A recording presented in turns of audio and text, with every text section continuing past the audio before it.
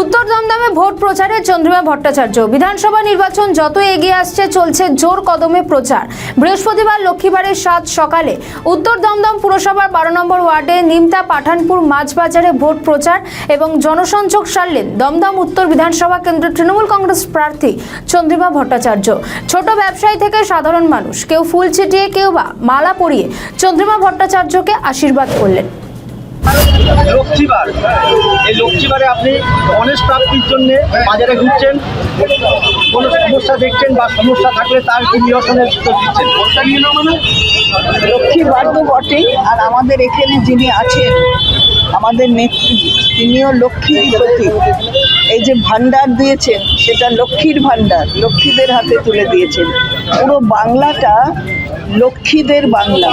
তাই আজকে দেখবেন যে যত অর্থনৈতিক প্রতিকূলতা থাকুক না কেন, বাংলা কখনো পিছিয়ে থাকেনি। জিএসডিপির ক্ষেত্রে আমরা কখনো পিছিয়ে থাকিনি। লক্ষ্মী আছে বলেই তো তাই এটা হয়েছে। সিপিএম একটা প্রচার চলছে যে অনেক হলো বদলে ফেলো, বাংলা আগে ভালো ছিল। জানি না, এইখানে এসে একটু মাটি খুঁড়ে দেখতে হবে যে তলায় কত নরকঙ্কাল আছে আর ভালো ছিল কীরকম বাংলা। আগে 11-র আগে গুলির আওয়াজ, বোমের আওয়াজ, তাতে এই জায়গাগুলো অভ্যস্ত ছিল।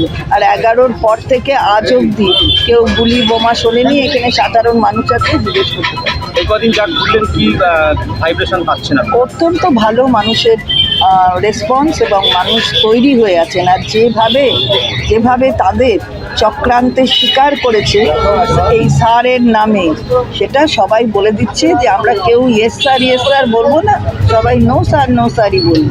আমাদের ভিডিও ভালো লাগলে লাইক ও শেয়ার করুন, কমেন্ট সেকশনে আপনাদের মতামত জানান। আরও ভিডিও পেতে আমাদের চ্যানেলটিকে সাবস্ক্রাইব করুন এবং প্রতি মুহূর্তে খবরের আপডেট পেতে প্রেস করুন বেল আইকন।